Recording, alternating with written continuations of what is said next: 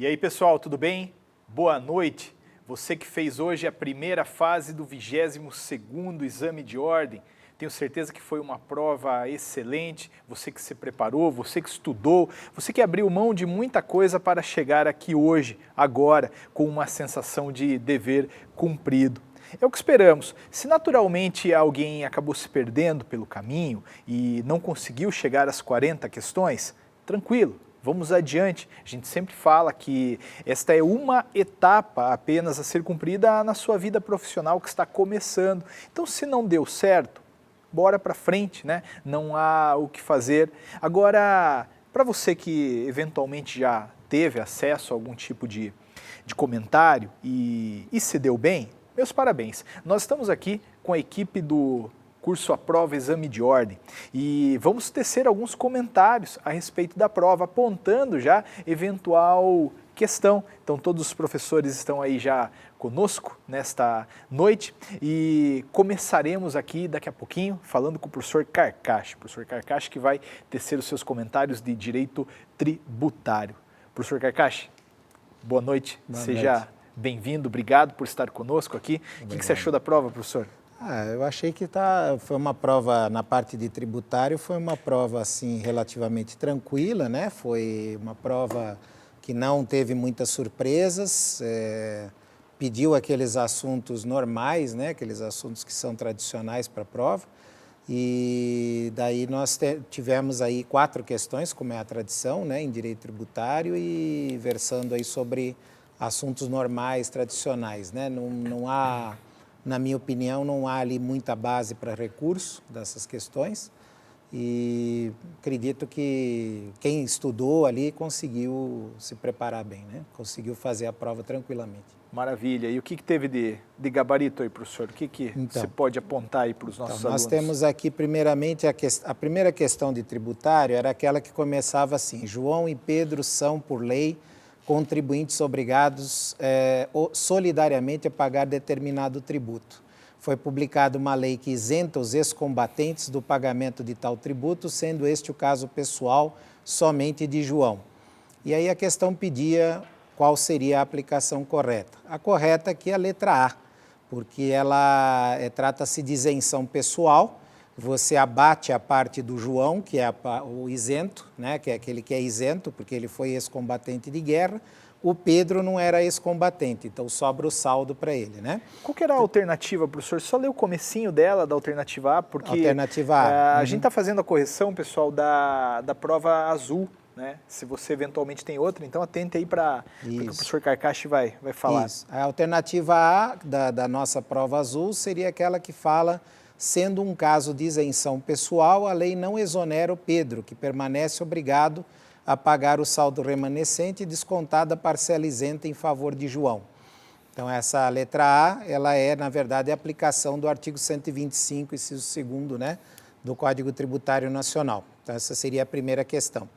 A segunda questão que nós tivemos, a questão sobre taxas, que fala ali: o município X instituiu taxa a ser cobrada exclusivamente sobre o serviço público de coleta, remoção e tratamento de lixo e resíduos provenientes de imóveis. A igreja ABC, com sede no município X, foi notificada da cobrança da referida taxa. Então, para essa questão aqui, a melhor alternativa, a letra D da prova azul: a taxa é constitucional e as igrejas não são imunes. A taxa é constitucional por causa da súmula vinculante 19 do Supremo. E, no caso da imunidade para igrejas, ela atinge apenas impostos. E estamos falando de taxas, então não haveria imunidade para essa espécie. Então, letra D de dados seria a melhor resposta aqui. A outra questão que nós tivemos aqui na prova azul era a 64, né? E ela começava assim: o município Alfa realizou obras nas praças públicas de determinado bairro, incluindo iluminação e arborização. Tais obras acarretam a valorização imobiliária de dezenas de residências daquela região. Em decorrência disso, o município instituiu uma contribuição de melhoria. E aí ele pergunta, então, sobre, à luz do CTN, sobre contribuição de melhoria, né? Então, aqui a melhor alternativa seria a letra B de bola, que fala que é válida a contribuição porque foi instituída para fazer face ao custo de obra pública da qual decorre a valorização imobiliária, que é de fato a hipótese da contribuição de melhoria nos artigos 81 e 82 do Código Tributário Nacional. Então, letra B de bola. E a última questão, que na prova azul era 65, pergunta o seguinte: por meio da Lei Ordinária 123, a União instituiu contribuição não cumulativa destinada a garantir a expansão da Seguridade Social, só um pouquinho, da Seguridade Social, utilizando, para tanto, fato gerador e base de cálculo distintos dos discriminados na Constituição da República. A referida lei foi publicada em 1º de setembro de 2015, com entrada em vigor em 2 de janeiro de 2016, determinando o dia 1º de fevereiro do mesmo ano como a data do pagamento. Então, 1º de fevereiro de 2016, que seria o começo da cobrança. Por considerar indevida a contribuição criada pela União, a pessoa jurídica atuante no ramo de supermercados não realizou o seu pagamento, razão pela qual, em 5 de julho, mês 7 de 2016, foi lavrado o auto de infração para sua cobrança. Considerando a situação em comento, assinale a opção que indica o argumento que poderá ser alegado pela contribuinte para impugnar a referida cobrança. Acho que essa aqui era a mais complicada de todas, professor, porque cada questão exigia um pouco de conhecimento. Sim. A letra A está errada, porque ele diz que foi violado o princípio da anterioridade nonagesimal. Não foi, porque a publicação aconteceu em setembro de 2015 e a cobrança aconteceu só no ano que vem, 90 dias após. Então, a letra A não é correta. A letra B diz que a nova contribuição violaria o princípio da anterioridade anual, também não é verdadeiro por 2 motivos. Primeiro, que contribuição para a Seguridade não respeita a anterioridade anual, por isso ela não é obrigatória. Segundo, que foi respeitado, porque foi publicado em 2015 e exigido em 2016. Então, foi virado o ano aqui, não há nenhum problema de anterioridade anual. A letra C, que é o gabarito que eu recomendaria, fala que a nova contribuição somente poderia ser instituída por meio de lei complementar. Há algumas evidências disso. Primeiro, porque nós temos o parágrafo 4º do 195 da Constituição, que diz que quando vai criar uma nova fonte de financiamento para a Seguridade Social, você tem que usar a lei complementar. Ele remete ao 154 da Constituição, e é a jurisprudência do Supremo Tribunal Federal. Então, a letra C seria uma boa resposta. E a letra D não é a resposta, no meu entender, porque ela diz que a Constituição da República veda a instituição de contribuições não cumulativas, o que não é verdade. O parágrafo 12 do artigo 195 diz que a lei pode definir contribuições não cumulativas. Então, a letra D não seria uma boa resposta, no meu entender, a melhor a letra C, de casa. Maravilha! Poxa, professor, muito obrigado. Então, você aí que fez essa primeira fase, acompanhou os comentários do professor Carcache. O professor Carcache, sempre muito certeiro aí no direito tributário. Valeu. Professor, eu só tenho a agradecer a dedicação que o professor mostrou aí ao curso e o carinho em estar aqui conosco hoje à noite, tá? E aí, quem vai fazer a segunda fase em direito tributário vai ter aulas aí com o professor Estamos aguardando você aí na segunda fase, né? Maravilha, professor. Okay. Muito obrigado, hein? Obrigado. E você, falando nisso, que está na segunda fase, olha lá, hein? A gente tem um preço promocional, dá uma olhada aí, a segunda fase nossa está R$ 169,90, as videoaulas gravadas por temas específicos, por ações, é uma excelente oportunidade. E aí, em todas as áreas, né? O professor Carcache é apenas um dos professores que compõe o quadro do curso A Prova Exame de Ordem. Tá legal? E dando sequência aqui aos nossos trabalhos, eu vou levantar aqui para chamar o professor Guilherme Correia. Professor Guilherme Correia, por favor, seja bem-vindo, como sempre, muito obrigado. Valeu. Vai fazer os comentários aí de processo civil, professor, fique à vontade. Como é que foi a prova? O que você achou de processo? Esperado. Até estava conversando com o professor Guilherme Barros. Eu vou tirar ali primeiro. De ordem das questões, né? É verdade. A prova já começou com o empresarial ali, já para dar aquele gelão na galera, mas tudo dentro tudo sob controle dentro dos temas trabalhados em sala de aula, tá? Eu vou começar por uma questão, Kozikowski, que aparentemente estava dentro da prova de empresarial, mas é uma questão de processo civil, tá? Então é a questão 8 tá? Se você está aí com a questão prova do tipo azul, questão 8 ali começa aquela que começa a instauração do incidente de desconsideração da personalidade jurídica foi requerida em um processo de execução por título extrajudicial.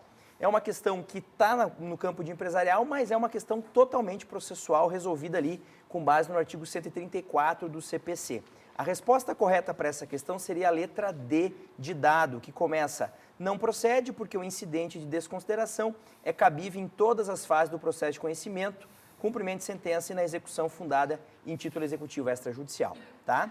Aí, seguindo para as questões de processo mesmo, outras 6, a partir da questão 10 até a questão 15. E já indo direto no início da alternativa do enunciado e na questão, já começo aqui com ela. É aquela questão que falava em Jorge, ajuizou demanda contra Maria requerendo sua condenação à realização de obrigação de fazer e ao pagamento de quantia certa, tá? E aí ele conta ali que houve uma decisão de tutela provisória só na sentença. E aí a pergunta é o recurso cabível. Nesse caso, resposta letra C, interpor apelação, impugnando o deferimento da tutela provisória e a condenação final à obrigação de fazer. Então, notem, foi uma decisão em tutela provisória, mas dada lá na sentença, por isso o recurso cabível é a apelação, tá? Quiser o fundamento da resposta, 1009, parágrafo 3º. Aí a questão 11, aquela que iniciava com Antônia, contratou os arquitetos Nivaldo e Amanda para realizar o projeto de reforma do seu apartamento, tá? A alternativa correta é aquela que menciona: não será possível o ajuizamento da ação unicamente em face de Nivaldo, uma vez que a hipótese tratada de litisconsórcio necessário, tá? A resposta correta, o fundamento dela é o parágrafo único do artigo 115. Questão 12. João ajuizou a ação indenizatória contra Maria, postulando a condenação ao pagamento de 100 mil e segue ali, menciona a existência de uma reconvenção, tá? A resposta correta, letra C. E aqui o fundamento são vários incisos do 292. 292, inciso 2, que fala do valor da causa no caso de ação que vise anular negócio jurídico, tá? Cumulado com o inciso 5 e o inciso 6, tá? Então, como ela queria anular um negócio jurídico de 200 mil e também uma indenização por danos morais de 20 mil reais, o valor somaria aqui 200 mais os 20 mil reais, fecharia em 220 mil reais, tá? Questão simples de valor da causa. Questão 13. Carlos ajuizou em 18 de março de 2016 ação contra o Banco Sucesso pelo procedimento comum, pretendendo a revisão de determinadas cláusulas de um contrato de abertura de crédito, tá? Aí aqui é uma questão perigosa. O examinador ele foi bem ousado aqui, Cosica, porque ele colocou o ajuizamento bem no primeiro dia do código, tá? Se ele tivesse colocado, talvez, essa questão no código antigo, dependendo do teor dela, poderia ter uma anulação aqui. Mas do jeito que tá tranquilo. A resposta correta, letra C, tá? Que diz assim: ele deve permanecer inerte em relação à decisão de indeferimento de produção de prova, mas poderá rediscutir a questão em preliminar de apelação. Lembrar que naquelas hipóteses em que a interlocutória não é apelável, não é agravável, desculpe, não está no rol do 1015, eu posso lá no final do processo atacá-la via apelação ou contra razões de apelação. Como aqui a parte prejudicada perdeu a demanda, ela vai poder apelar e inclui isso nas suas razões de apelação, lembrando sempre como preliminar, tá? Questão, então, 13, letra C, o fundamento é 1009, parágrafo 1º. Questão 14. Gláucia ajuizou em abril de 2016 ação de alimentos em face de Miguel com fundamento na paternidade. O réu, na contestação, alegou não ser pai de Gláucia. Talvez a questão mais complexa da prova, mas ainda assim tranquila. Uma grande modificação do novo CPC que amplia os limites da coisa julgada também para a questão incidental, se houve efetivo contraditório e produção probatória sobre ela. Então aqui era uma questão de alimentos, em que a paternidade era meramente incidental, mas o enunciado é claro ao dizer após produção de provas e efetivo contraditório. Ou seja, entra na hipótese em que a coisa julgada abrange também a questão incidental. Como a questão da paternidade era incidental, mas houve efetivo contraditório e produção de provas, também é abrangida pela coisa julgada, seria então a letra D, artigo 503, parágrafo 1º. É a resposta que diz assim: a questão prejudicial relativa à paternidade é atingida pela coisa julgada e o novo processo deve ser extinto sem resolução do mérito, ou seja, uma nova ação para discutir a paternidade nesse caso deveria ser extinta sem resolução do mérito em razão da existência de coisa julgada anterior, tá? E a última questão, a questão 15, que tratava um pouco de execução. Talvez no 21º trabalhou bastante com execução, aqui veio uma questão envolvendo execução. E uma questão bastante polêmica, até teve um congresso esses dias aqui em Curitiba, né, logo que o código fez 1 ano, o professor Kozikowski esteve lá, eu também estive lá participando, o professor Kozikowski presidiu uma mesa, estava lá bonitão, de terno gravata, bonito na não estava, né? Mas estava ajeitado. Tava arrumado. E nesse congresso se debateu muito a questão da possibilidade de parcelamento da dívida em cumprimento de sentença. Por quê? Porque a execução de título extrajudicial permite que você deposite 30% e requeira o parcelamento em 6 parcelas, do restante em 6 parcelas. E há uma regra específica no parágrafo 7º do 916 dizendo que isso não pode ser usado no cumprimento de sentença. Muita gente critica essa regra, mas ela está aí, ela existe. Então, nesse caso aqui, em que ele começa lá, Jair promove ação em face de Carlos, tá? A resposta correta seria lá a letra C. Equivocada, pois há vedação expressa para a concessão do parcelamento legal no caso de cumprimento de sentença. Então, esse parcelamento em que você pede para pagar em 6, depositando pelo menos 30, só para execução de título extrajudicial. Beleza? Então, nessa aqui, resposta letra C. É isso, professor. Maravilha. E recurso? Nada. Nenhuma questão Nenhuma passível. questão, não. E a segunda fase em processo Opa, civil? estamos com tudo lá. A prática em direito civil, né? A prática que alguns dizem que é a mais difícil, mas é a mais lógica, né? A mais interessante de se fazer. E a gente está aí com tudo na segunda fase, né? A prova tem índices de aprovação muito grande em segunda fase em prática em direito civil, como em todas as outras. Se você conseguiu as suas 40 aí, te aguardo lá. Se não conseguiu, está perto das 40, continue estudando, não desanima, porque às vezes alguma anulação ou outra ali pode te beneficiar. Maravilha. Beleza? Rittel não, cara. Não, Correia, cara. Guilherme Correia, Rittel muito nada. obrigado. O Rittel vem aí. Eu queria que você, por favor, desse um close aqui no professor. Produção, dá um close aqui no Melhor Correia. não, Dá um melhor close não. Dá um close aqui no Guilherme. Vai Guilherme cair a Correia, conexão. Que eu vou fazer uma pergunta aqui para ele. Eu quero que você veja a expressão dele. Como é que tá sua filha? Nossa senhora. Olha a cara lá de... Tá me esperando em casa. Maravilha, então vai lá. Valeu. Aproveita, obrigado por estar conosco aqui mais uma vez. Valeu. Hein? E agora, pela ordem aqui, agora sim o Guilherme Rittel vai falar sobre penal e processo penal. Obrigado por ter vindo. Muito obrigado. O professor Guilherme Rittel vai trabalhar o direito penal e o direito processual penal também, né? Porque o professor Weasley não pôde estar aqui conosco hoje, mas o professor Rittel vai dar aí a palhinha também no processo penal. Como é que foi a prova, Perfeito. professor? O que você achou? Então, professor, olha, iniciando com o direito penal, a prova ela elevou um pouquinho o grau de dificuldade comparando com as demais. Não que tenha sido uma prova muito difícil, mas ela foi mais trabalhosa, né? Teve uma questão de prescrição que ela realmente envolveu ali vários critérios diferenciados na prescrição, que com certeza demandou um pouco mais de tempo aí de quem fez a prova para conseguir resolvê-la. Já processo penal, até conversei com o professor Weasley há pouco e, de fato, a prova ela manteve a mesma, né, enfim, a mesma tendência dela. Em processo penal não houve aí grande dificuldade, né?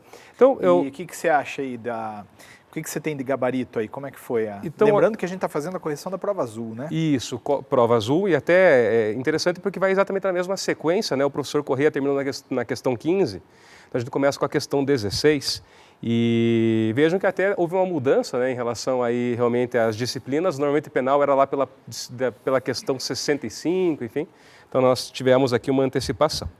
A questão de número 16, ela falava assim, ó: a Delegacia Especializada de Crimes Tributários recebeu informações de órgãos competentes de que o sócio Mário da sociedade empresária Vamos Que Vamos, enfim, era aquela questão que falava sobre sonegação fiscal, então ele teria sonegado R$60 mil.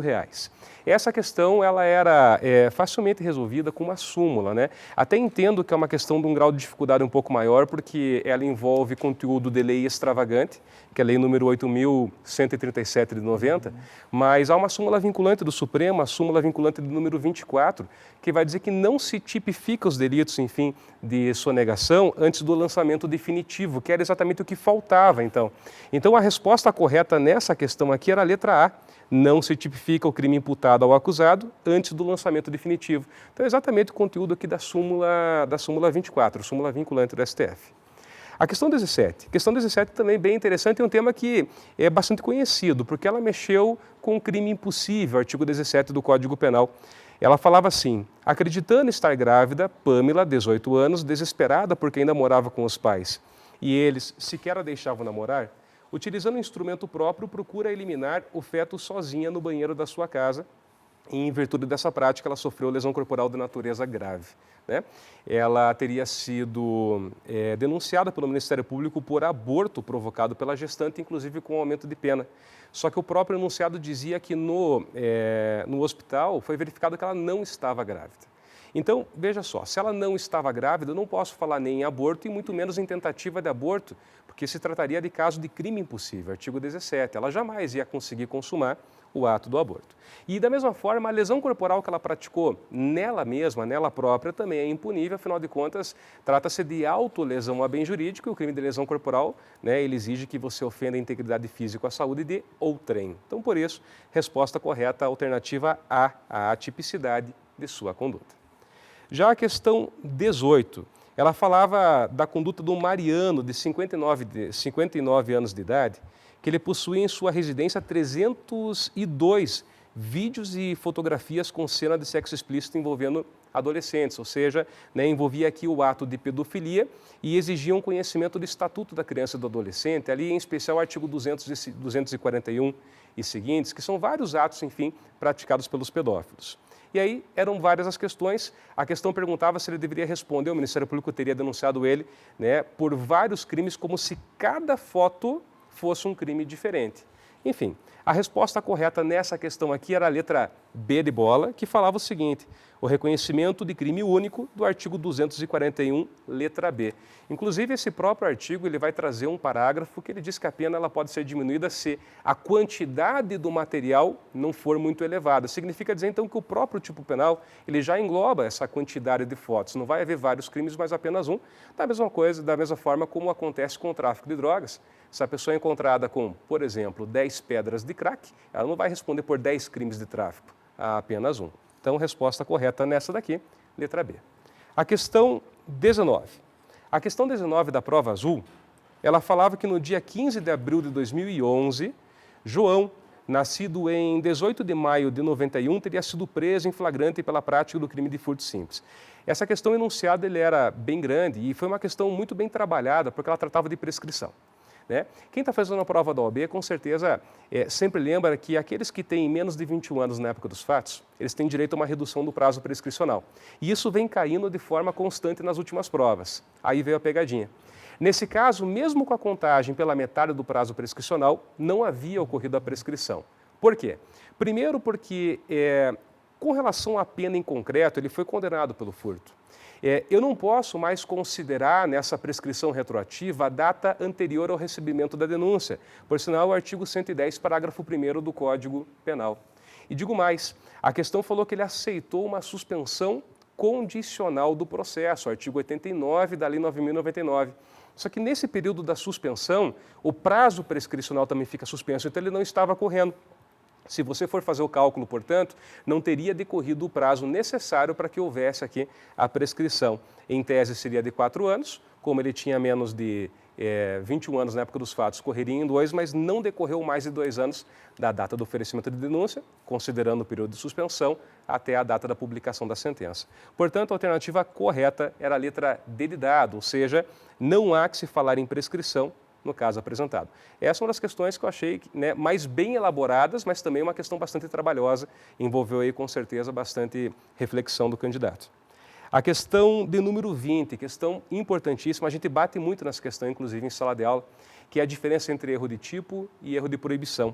Ela falava que Tony, a pedido de um colega, estava transportando uma caixa com cápsulas que acredita ser de remédios, sem ter conhecimento que estas, na verdade, continham cloridato de cocaína, né, em seu anterior. Então, essa era a conduta do Tony. E aí havia também a conduta de um outro sujeito aqui, o José, que ele transportava pequena quantidade de maconha, acreditando que, por ser uma pequena quantidade, enfim, para fins medicinais, haveria autorização. O que nós temos aqui? Nós temos no primeiro caso, no do Tony, um exemplo clássico de erro de tipo. Ou seja, ele tem uma falsa representação da realidade. Ele não sabe que aquilo que ele carrega é droga. Já no caso do José, a gente tem um exemplo clássico de erro de proibição. Ele sabe que o que ele carrega é maconha, ele sabe da natureza da droga. A única diferença é que ele acha que essa conduta ela não é proibida pelo ordenamento jurídico. Portanto, a alternativa correta na questão 20 era a letra C, ou seja, erro de tipo, isso para o Tony, erro de proibição, isso para o José. Artigo 20 e 21 do Código Penal. A questão de número 21, a 21 foi a última questão de direito penal mesmo. Ela falava sobre o Gilson, que tinha 35 anos e juntamente com o filho Rafael, de 15 anos, eles teriam se envolvido, então, num roubo que teria acabado, enfim, restou qualificado por conta do latrocínio. E aí eram várias as questões. Esse Gilson praticou a conduta com um filho que era menor de idade. E ele foi condenado tanto pelo latrocínio, pena mínima, pegou 20 anos pelo latrocínio, e também foi condenado pela corrupção, enfim, prevista lá no artigo 244 do Estatuto da Criança e do Adolescente, 244, letra B. A grande questão é, ele foi condenado a 1 ano. E a questão falava, houve concurso formal impróprio, ou melhor, concurso formal próprio, perfeito. E no concurso formal próprio, a gente sabe que a regra da exasperação. Pegamos a pena do crime mais grave e devemos aumentar de um percentual. Desde que essa exasperação, esse aumento não torna a pena maior do que seria pela somatória. E aqui a pena ficaria maior do que a somatória. Se eu fosse somar, daria 21 anos. E com a exasperação, o próprio enunciado disse que a pena restou fixada em 23 anos. Então, não. Eu deveria parar, de fato, na somatória, o que chamamos de concurso material benéfico. Artigo 70, parágrafo único do Código Penal. Portanto, a resposta correta era a letra A, A da sua aprovação no exame de ordem, com certeza. Mas, enfim, essas foram as questões de direito penal, professor. Bastante críticas as questões, né? Não é só pegadinha, literalidade, letra de lei. Na verdade, tem que ter uma reflexão. Todo um raciocínio jurídico penal. De fato, foram questões muito bem elaboradas, as questões, né? A princípio, não vejo chance de anulação de nenhuma delas, nem chance de recurso. Mas, de fato, essa prova em especial, ela demandou realmente um tempo maior do candidato para conseguir refletir e resolver todas elas. Aplicar, né? Perfeito. Maravilha. E de processo penal, professor, o que você achou da prova? Então, de processo penal, até aproveitei e conversei com o Wesley há pouco, né? E até ele pediu para repassar alguns recados. Ele gostou muito da prova. Né? A prova, ela manteve sempre aquela tendência. Nós tivemos aqui em processo penal uma questão sobre recursos, 2 questões sobre provas, uma questão sobre a lei penal no tempo, enfim, né, foi uma questão e uma questão sobre exceções. Então, ela manteve realmente aquela, né, enfim, já a tendência que ela vinha seguindo anteriormente. Então, olha só, a primeira questão, a questão de número 22 de processo penal, ela falava sobre Daniel, que teria sido autor de um crime de homicídio doloso, consumado em desfavor de William. E, enfim, haveria ali ocorrido uma decisão de pronúncia. E ele apresentou um recurso, né? Ele apresentou um recurso, o recurso aqui seria o recurso em sentido estrito, só que o juiz ele acabou denegando o seguimento ao recurso. E perguntava, então, primeiro, qual que era o recurso pela decisão de pronúncia e qual que era o recurso pela decisão que denegou o seguimento. E a resposta correta era a letra C, né? A decisão de pronúncia, né, eu posso combatê-la com recurso em sentido estrito, e da decisão que denega seguimento ao recurso em sentido estrito, eu tenho o recurso de carta testemunhável. Então, para quem quiser anotar, inclusive, artigo 581, inciso 4 e artigo 639, inciso 1º do Código de Processo Penal. Bom, partindo adiante, nós temos aqui a questão de número 23. Perfeito. A questão do número 23, ela falava sobre Fagner, irmão de Vitor, que teria comparecido à delegacia e narrado que teria sido vítima de agressões, enfim, de uma lesão corporal da natureza leve, mas quem causou a lesão foi o próprio irmão, ou seja, no âmbito de violência doméstica, lá do artigo 129, parágrafo 9º. Enfim, a resposta dessa questão era a letra B de bola, no sentido de que não existe prova da materialidade. Ele não foi fazer o exame de corpo de delito, tá? Então não havia prova da materialidade, pois quando a infração penal deixa vestígios, o exame de corpo de delito é indispensável, não podendo supri-lo a confissão do acusado. Então é uma questão assim bem trabalhada, por quê? Porque o irmão dele confessou que teria provocado a lesão. Mas o Código de Processo Penal, ele é claro para dizer que a confissão não supre. né? Sempre vem aí à cabeça de todos que estão estudando a matéria o exemplo clássico do goleiro Bruno, enfim, né? Mas e no caso dele, que também havia vestígios, mas não foi feito o exame? A prova testemunhal pode suprir, que foi o que aconteceu no caso do goleiro Bruno. Aí você tem previsão expressa, mas nesse caso que nós tivemos aqui, só tinha a confissão, e a confissão de fato não supre, né? Quem quiser, dá uma olhadinha no artigo 158 do Código de Processo Penal. Bom, a questão 24. A questão 24 falava que em 23 de novembro de 2015, uma segunda-feira, sendo o dia seguinte, dia útil em todo o país, Técio, advogado de defesa do réu em ação penal de natureza condenatória, foi intimado da sentença condenatória do seu cliente. E aí ele foi apresentar o recurso, o prazo era de 5 dias, e nesse intervalo de tempo houve uma modificação da lei processual penal que diminuiu para 3 dias. Mas ele apresentou ao término dos 5 dias e perguntava se o recurso foi tempestivo, intempestivo e por quê. E a resposta é que o recurso foi tempestivo. Por quê? Porque a gente aplica aqui a regra do tempus regit actum, ou seja, ele foi intimado da decisão e naquele momento o prazo era de 5 dias. De fato, então ele poderia apresentar ao término desse prazo. Portanto, a resposta correta, a letra B de bola. Recurso tempestivo, aplicando-se o princípio do tempus regit actum e o antigo prazo recursal, ele deve sim ser observado. Bom, penúltima questão, uma questão bem interessante, questão número 25, ela falou sobre um caso em que 2 testemunhas de acusação, elas entraram em conflito com relação aos relatos que elas passaram. Era a questão que dizia assim no início: durante a audiência de instrução e julgamento em processo em que é imputada a José a prática de um crime de roubo majorado pelo concurso de agentes, Laís e Lívia, testemunhas da acusação, divergiram em suas declarações. E aí cada uma deu uma versão diferente. Para esses casos, nós temos, então, um meio de prova que se chama acareação, que vem, de fato, de colocar cara a cara as 2 testemunhas e tentar dirimir essa dúvida que, porventura, tenha surgido. Portanto, resposta correta, de acordo com o artigo 229 do Código de Processo Penal, era a letra B, a realização de acareação das testemunhas. E, professor, a última questão, ela falava sobre um caso em que Ricardo teria sido denunciado perante a primeira vara criminal de determinada cidade pela prática do crime de associação para o tráfico com mais 4 outros indivíduos, destacando na denúncia o local, o período e a existência de outros indivíduos não identificados. Então, esse era o contexto. Ele foi condenado nessa ação penal e ele recorreu. E o recurso ainda estava em andamento, então não havia trânsito em julgado. E nesse meio tempo ele acabou recebendo uma citação em outro processo, porque identificaram os outros acusados e de novo teriam denunciado ele.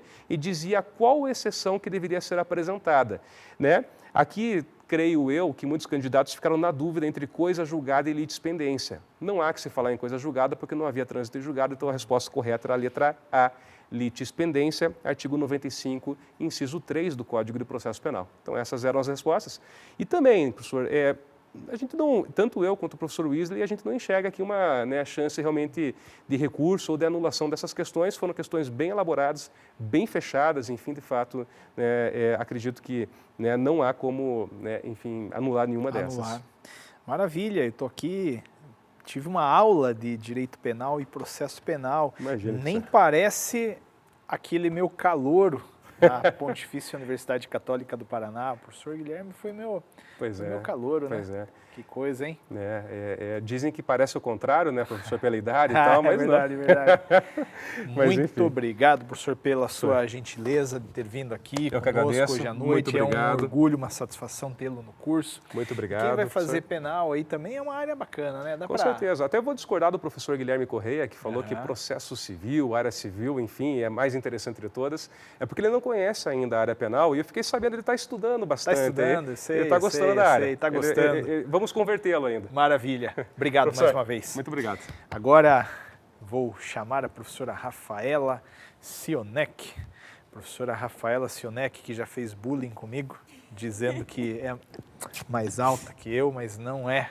A professora Rafaela vai comentar o direito do trabalho e o processo do trabalho, né? O professor Bruno Klippel, que é o nosso professor também de processo do trabalho, ele não pôde estar conosco, mas já viu a prova, já mandou os comentários, né, para que a professora Rafaela transmitisse aqui no ar. E a própria professora Rafaela, professora de processo do trabalho, sem dúvida alguma, tem aí as habilidades para mostrar para você a melhor resposta aí nessa primeira fase do 22º exame de ordem. Rafaela Sionec, muito obrigado por ter vindo, é sempre uma honra, uma satisfação. O que você achou da prova de trabalho? Bom, vamos lá. Primeiramente, boa noite a todos que estão assistindo. A prova de trabalho, onde nós vamos começar os nossos comentários das questões do tipo azul, da 27 a 32, estava bem tranquila. Já processo do trabalho seguiu a linha de processo civil, que veio um pouco mais complicada, processo penal, e entrou o processo do trabalho. Mas direito do trabalho estava bem tranquilo. Vamos então às questões de direito do trabalho. A primeira questão nossa é a questão de número 27 e falava o seguinte: Lino trabalha como diagramador na sociedade empresária XYZ Limitada, localizada em um grande centro urbano, e recebe do empregador, além do salário, moradia e plano de assistência odontológica, graciosamente. E aí, sobre o caso narrado, de acordo com a CLT, assinale a afirmativa correta. Nós estávamos falando a respeito de salário e utilidade, se é salário ou não é, e o nosso gabarito correto é a alternativa B, em que diz que somente o benefício da habitação será integrado ao salário de Lino. Para quem quiser procurar, o nosso gabarito está no artigo 458 caput, que fala da habitação, e parágrafo 2º também do 458 da CLT, que fala a respeito do plano de assistência odontológica. Então, nossa questão, questão número 27, do tipo azul, ficou resposta B. Já na questão 28, nós falávamos a respeito de transferência. Olha lá o nosso enunciado. Célio e Paulo eram funcionários de sociedade empresária Minério Limitada e trabalhavam no município de Rio de Janeiro. Por necessidade de serviço, foram transferidos. Célio continuou morando no mesmo lugar, tendo em vista que o novo lugar de trabalho era próximo de sua residência. Já Paulo foi transferido de forma definitiva a 350 quilômetros do Rio de Janeiro. 2 anos depois, foram dispensados e a sociedade nada pagou aos funcionários quando das transferências. E aí, ambos ajuizaram ações trabalhistas. A partir da hipótese sugerida, assinale a afirmativa correta. Bom, de acordo aqui, tanto Célio quanto Paulo não têm direito à percepção do adicional de transferência. Por que eles não vão receber? Célio, porque não transferiu, isso quer dizer que não houve alteração de domicílio, e Paulo, porque foi transferido, mas a sua transferência foi definitiva, não lhe gerando direito à percepção do adicional de transferência. Desta forma, então, nosso gabarito ficou a alternativa A. Célio e Paulo não têm direito ao adicional de transferência. Quais são os nossos fundamentos? Súmula 29 do TST, artigo 469 da CLT e OJ 133 da SDI 1 do TST. 133 não, 113. Questão 29. Pedro é empregado da sociedade X e em determinado mês recebeu diárias na ordem de 70% do seu salário, sem ter prestado qualquer conta ao empregador. Nós estamos falando aqui de diárias para viagens. E aí, de acordo com a CLT e o entendimento do TST, responda a alternativa correta. Nosso gabarito era a alternativa A.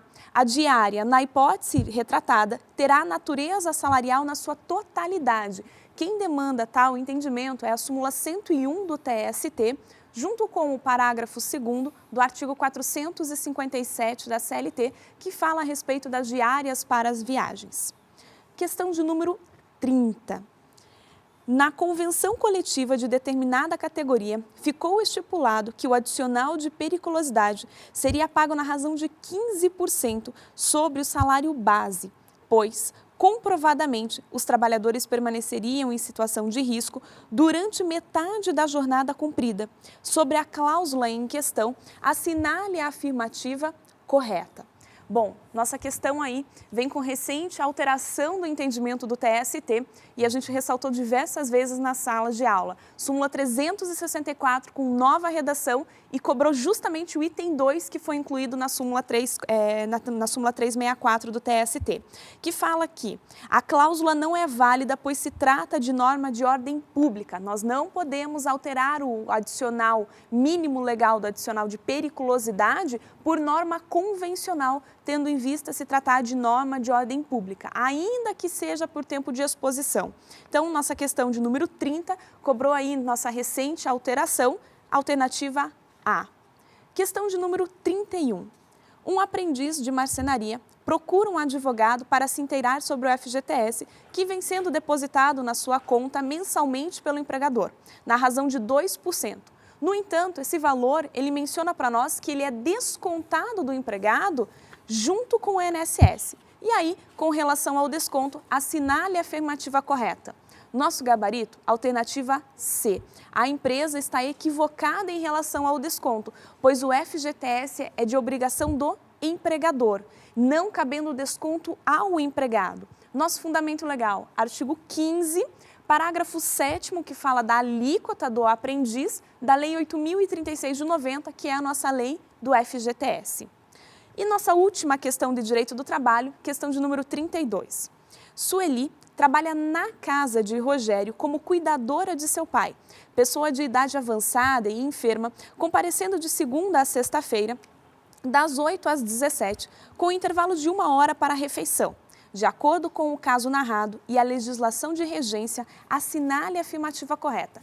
Essa é uma das questões que poderia ter deixado em dúvida o candidato a respeito da natureza de Sueli, se ela é uma empregada comum, seletista, ou se ela seria uma empregada doméstica. Pessoal, o nosso examinador ele foi claro, ela trabalha na casa de Rogério e aqueles que prestam serviços à residência são empregados domésticos, não necessariamente aquele que vai lavar, passar e cozinhar na nossa casa, mas a babá, a enfermeira também passam a ser regidas pela Lei Complementar 150 de 2015. E aí, na Lei das Domésticas, a Lei Complementar, no artigo 12, trata a respeito da obrigatoriedade da anotação dos registros de ponto, de horário, de entrada e saída do empregado doméstico. Com isso, então, o nosso gabarito da questão 32 do tipo azul ficou a alternativa D. Rogério deve, por força de lei, manter controle escritos dos horários de entrada e saída da empregada doméstica. Essas foram as nossas questões de direito do trabalho. O que você achou comparado à prova passada, Rafa? Mais tranquilo. Mais tranquilo. Mais tranquilo, as questões mais acessíveis, dentro do padrão de cobrança normal da FGV, de cobrar aquele nosso núcleo de questões. Senti falta que não cobrou garantia provisória no emprego, que sempre cobra as garantias de estabilidades. E uma outra questão também de jornada de trabalho. A gente basicamente falou aqui de salário e remuneração e de contrato de trabalho, deixando de fora aquele nosso núcleo central. Mas uma prova muito mais acessível do que a prova passada em direito do trabalho. Já de processo foi ao contrário, que nós vamos ver agora nas nossas questões aqui, que o professor Bruno passou. De acordo com o gabarito, então, do professor Bruno, olha lá. Questão de número 33. Falava a respeito em que Lucas é vigilante e, nessa condição, trabalhou como terceirizado durante 1 ano em um estabelecimento comercial privado e, a seguir, em um órgão estatal da administração direta, no qual permaneceu por 2 anos. Ele menciona que ele foi dispensado, ajuizou a ação contra o ex-empregador, a empresa prestadora, e contra as 2 empresas tomadoras de serviço, sendo que uma delas era a empresa estatal, requerendo as horas extras e a responsabilidade subsidiária de ambas as empresas, particular e estatal. A sentença julgou procedente o pedido e os réus deveriam recorrer, tinham a intenção de recorrer. E aí o nosso examinador pergunta, em relação às custas, com base na CLT, assinale a afirmativa correta. Bom, em relação às custas, elas são pagas pela parte sucumbente. Só que nesse caso, uma das partes sucumbentes do processo, uma das reclamadas, é o órgão estatal. E aí o nosso gabarito, de acordo com o artigo 790-A da CLT, ficou a alternativa C. Somente o Estado ficará dispensado das custas processuais, ok? Questão de número, então, 34. Expedida a carta precatória, executória, numa demanda trabalhista, o juízo deprecante cita o devedor para pagamento, mas ele permanece inerte. Então, o oficial de justiça retorna e penhora um dos imóveis do executado, avaliando e garantindo o juízo. Imediatamente, o executado ajuiza embargos de devedor, alegando que o bem penhorado foi subavaliado, apresentando a documentação que entende provar que o valor de mercado do bem é muito superior àquele lançado no auto pelo oficial de justiça. Sobre a hipótese apresentada, de acordo com a legislação em vigor e o entendimento consolidado do TST, assinale a opção que, justificadamente, indica ao juízo competente para apreciar os embargos. Nesse caso, quem que é o juízo competente aqui? Alternativa C, o juízo deprecado será competente porque a matéria se refere ao suposto vício na penhora. Então, nosso gabarito aqui da questão 34, alternativa C. Próxima questão, 35. Jorge foi dispensado e no dia designado para a homologação da ruptura contratual, a empresa informou que não tinha dinheiro para pagar a indenização. O TRCT, o termo de rescisão, estava preenchido como valor de R$5.000 que Jorge deveria receber.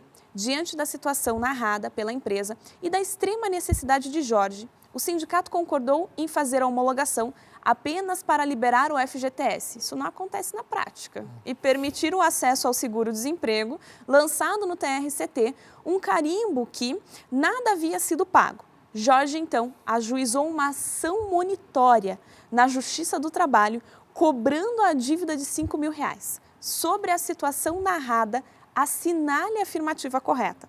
Bom, essa é uma questão que esse é um procedimento atípico no processo do trabalho, uma ação monitória. Por isso que alguns candidatos, examinandos, poderiam ter alguma dificuldade em responder essa questão. Mas a nossa alternativa era a alternativa correta A, que fala que o comportamento de Jorge é viável, sendo que, nesse caso, o juiz expedirá mandado de pagamento nos moldes do CPC. Rafaela, mas por que eu vou entrar com uma ação monitória? Porque o termo de rescisão do contrato de trabalho, ele não é título judicial, ele não é considerado como título judicial ou extrajudicial. Ok? Por isso que você precisa fazer esse tipo de procedimento. O termo de rescisão do contrato não concede título, ele só vai te dar uma quitação ali, um termo, e ele pode também ser questionado o seu valor em juízo do que for pago. Ele não faz ali nenhum tipo de valoração do que foi pago, então você pode sim questionar. Questão 35, então, alternativa A, o comportamento de Jorge é viável, sendo que, nesse caso, expedirá mandado de pagamento. Questão 36. A sociedade empresária Sanear Conservação e Limpeza Limitada ajuizou a ação de consignação em pagamento em face do ex-empregado Pedro Braga, afirmando que ele se negava a receber as verbas resilitórias a que faria jus. Citado, Pedro Braga apresentou resposta sob a forma de contestação e reconvenção, postulando diversos direitos alegadamente lesados e incluindo no polo passivo a sociedade empresária Réptil Imobiliária, tomadora de serviços terceirizados do empregado, requerendo dela responsabilidade subsidiária. Diante da situação retratada e da norma de regência, assinale a afirmativa correta. Bom, nós estamos falando de uma ação de consignação em pagamento que, em sede de contestação, na sede da resposta, foi oferecida uma reconvenção. Com essas 4 questões que nós lemos aqui, nós conseguimos perceber a dificuldade da prova de processo do trabalho. Procedimentos alheios ao processo do trabalho comum. No entanto, nossa questão de número 36 teve como gabarito alternativa C, por força do artigo 343 do Código de Processo Civil, onde não há nenhuma ressalva, nenhum óbice a se incluir na reconvenção pessoa que não figure na lide original. E aí, por fim, nossa última questão de processo do trabalho, que foi uma prova mais extensa, questão de número 37. Olha lá. Em reclamação trabalhista, que se encontra na fase de execução, o executado apresentou a exceção de pré-executividade após ser conferida a vista à parte contrária. O juiz julgou-a procedente e reconheceu a nulidade da citação para todos os atos subsequentes, determinando nova citação para que o réu pudesse contestar a demanda. Considerando essa situação e o que dispõe a CLT, assinale a opção que indica o recurso que o exequente deverá apresentar para tentar reverter a decisão.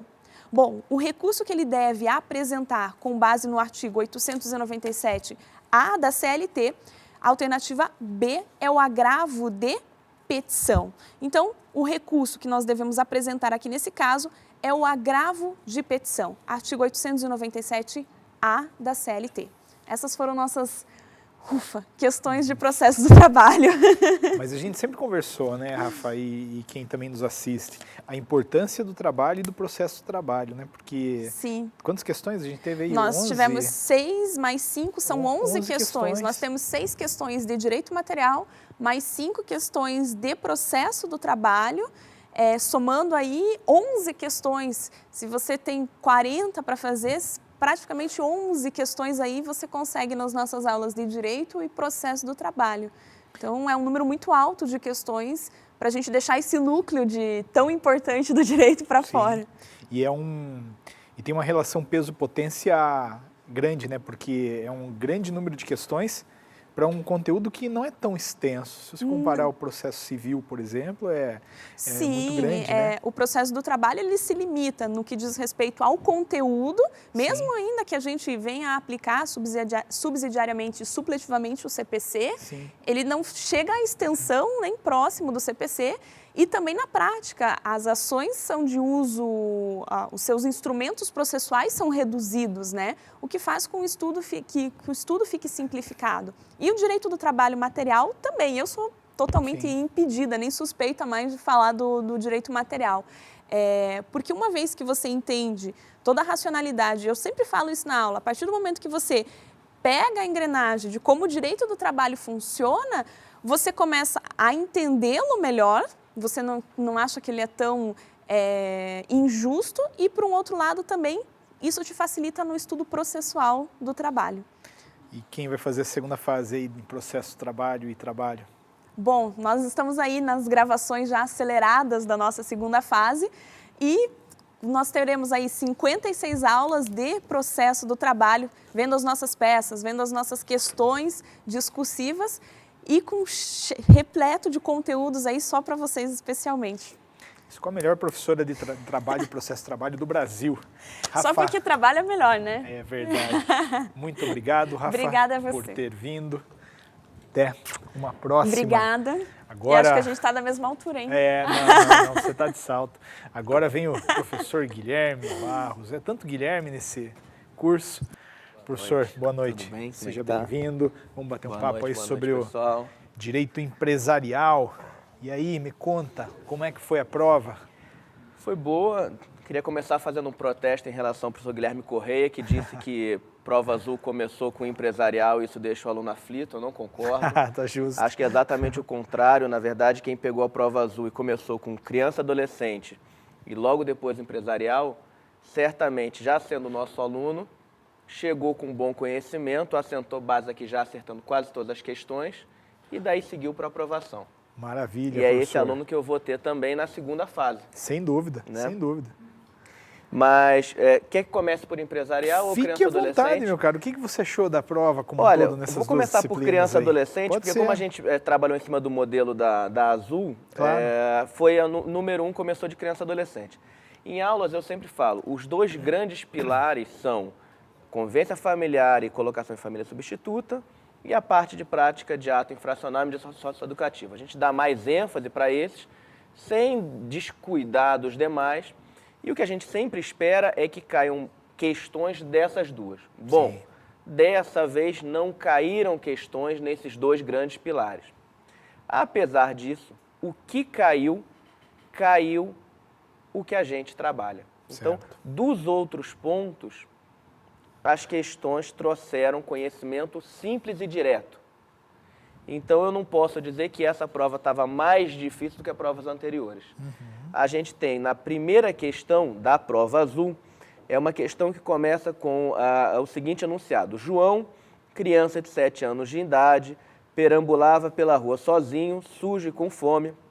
E aí vem um guarda municipal e faz o encaminhamento para a entidade de acolhimento. Muito bem, o tema então é entidade de acolhimento e a possibilidade de a entidade receber essa criança. Tema sempre trabalhado por nós aqui. Qual é a questão? Em geral, o acolhimento é feito mediante guia de acolhimento expedido pela autoridade judiciária, mas excepcionalmente, o que é natural de um sistema que tem que funcionar 24 horas por dia, 7 dias por semana, há situações ímpares, como a narrada aqui, em que não é possível buscar o judiciário antes de expedir a guia. Então, pode fazer acolhimento de emergência? Sim, e é isso que a resposta te cobrava aqui. Portanto, primeira questão, essa do acolhimento do João, criança de 7 anos, gabarito, letra D, na prova azul. A entidade pode, em caráter excepcional e de urgência, acolher uma criança sem determinação da autoridade competente e guia de acolhimento, desde que faça comunicação do fato à autoridade judicial em 24 horas. Gabarito com base no artigo 93 do Estatuto. Maravilha. Muito bem. Segunda questão, trabalhou com crimes. Normalmente é um tema que aparece mais nas provas de penal. Eu diria que dessa vez a OAB me roubou pontos importantes trabalhados em sala, porque cobrou uma questão de Estatuto da Criança e Adolescente que tinha a ver com parte de crimes, e na parte empresarial cobrou a desconsideração no que tocava a processo penal. Então o professor Guilherme Corrêa me roubou aqui uma correção. Bom, na segunda questão, havia a indicação de um crime praticado por um maior com a participação de uma adolescente. O enunciado é o seguinte: João Maior e sua namorada Lara, com 14 anos de idade, são capturados pela polícia logo após praticarem crime de roubo majorado pelo emprego de arma de fogo. E o juízo da infância aplica a ela medida de internação, e a questão apresenta qual seria a possibilidade de punição do João no que toca à corrupção de menores. Muito bem, tema que a gente sempre trabalha em sala. Por quê? Porque é aqui que a gente tem súmula do STJ. E a gente sabe, tem que saber texto legal e tem que saber como os tribunais interpretam. Típico caso aqui, o STJ consolidou na súmula 500 que o crime de corrupção 244B do Estatuto é formal. Gabarito, portanto, a pergunta do problema é: com base no caso apresentado, assiste razão à defesa de João, que pediu, que afirmou que ela já estava corrompida? Gabarito letra A, não, pois é irrelevante o fato de Lara já ter sofrido medida socioeducativa. E é esse o gabarito, súmula 500 do STJ, mata a resposta aqui para o aluno, tema também trabalhado em aula. Excelente. E a gente avança para a empresarial. Na azul ela começa na questão 5 e, como eu mencionei, o professor Guilherme Corrêa corrigiu a 8, porque de fato tinha mais a ver com o processo civil do que propriamente com direito material empresarial. Prova boa, a meu ver, sim. Eu gostei mais dessa prova, acho que ela testa mais o candidato que vai iniciar sua carreira profissional do que a prova anterior. Na prova anterior, você chegou a ter questão que cobrou detalhes da lei de sociedades anônimas. E aqui não. Aqui você tem questões que envolvem, dentro daqueles nossos grandes grupos, quem é meu aluno sabe que eu divido a matéria por grandes grupos, você tem questões aqui da parte de teoria geral, você tem tradicionais questões de títulos de crédito e você tem falência e recuperação. Então, uma prova que abordou aquilo que a gente realmente espera encontrar no exame. Vamos lá. Questão 5 tem como enunciado: Fagundes e Pilar são noivos e pretendem se casar adotando regime de separação de bens mediante celebração de pacto antinupcial. E a pergunta é: celebrado o pacto, onde é que ele tem que ser arquivado e averbado? E o gabarito na prova azul é letra B. O documento tem que ser arquivado e averbado, B, no registro público de empresas mercantis e no registro civil de pessoas naturais. Temos como base legal para essa resposta Código Civil, na nossa parte de teoria geral do direito empresarial, artigo 979. A questão 6 trabalhou com a questão do estabelecimento empresarial, um tema que a gente também trabalha na teoria geral, e mais especificamente ele foi a lei de locações para perguntar características de um tipo muito específico de locação não residencial, que é a locação chamada Build to Suit, que foi um novo regramento introduzido posteriormente na Lei 8245, que introduziu o 54A, algo que realmente importava para o mercado os agentes de mercado precisavam dessa ferramenta e houve uma modificação microeconômica fundamental aqui para estimular esse mercado. O enunciado é o seguinte: Matheus, empresário individual, pretende alugar um imóvel para instalar seu estabelecimento e nele localizar seu ponto empresarial. Ele consulta advogado e a questão pede que você assinale a correta no que trata da locação não residencial. E o gabarito é letra B, que diz o seguinte: na locação não residencial de imóvel urbano, na qual o locador procede à prévia aquisição do imóvel especificado pelo pretendente à locação, a fim de que seja a este locado por prazo determinado, poderá ser convencionado no contrato a renúncia ao direito de revisão do valor dos aluguéis durante o prazo de vigência do contrato. Fiz a leitura completa desse item porque o candidato pode conferir e bater essa redação da letra B com 54A, parágrafo 1º, e aí ele verifica com tranquilidade que essa é a resposta correta. A questão 7 foi para o nosso grande tema, recuperação e falência. Também o candidato já sabe, aquele que é nosso aluno aqui, já sabe que sempre cai pelo menos uma questão de recuperação e falência, que não foi diferente. E a questão tratou do pedido de restituição. O enunciado começa com: Mauriti e-Cia Limitada celebrou o contrato de alienação fiduciária em garantia com a sociedade empresária Gama. Vem a falência da fiduciante e o advogado da fiduciária pleiteia a restituição do bem. O bem já não existe e o administrador informa: não encontrei esse bem na arrecadação. Considerando os fatos, vem a pergunta: o credor fiduciário tem direito à restituição em dinheiro? Uma pergunta direta, sim ou não, e a questão vai te, obviamente, exigir um porquê. E o gabarito é sim, ele tem direito à restituição em dinheiro. Há duas opções com sim, mas a correta é a letra C, sim.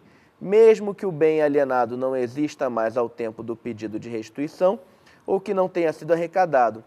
Para a gente identificar essa resposta, o aluno pode consultar a combinação de dois dispositivos.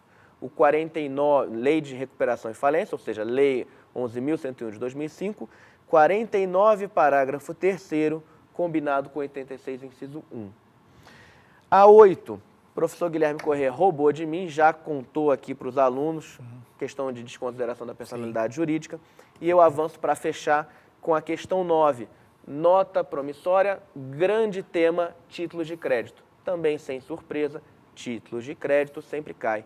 Cai primeira fase, e para você que tenho certeza é nosso aluno e já passou, e quem não é nosso aluno e passou também vai vir conosco para a segunda fase, porque a gente volta a tratar disso, vem questão de título de crédito também em segunda fase.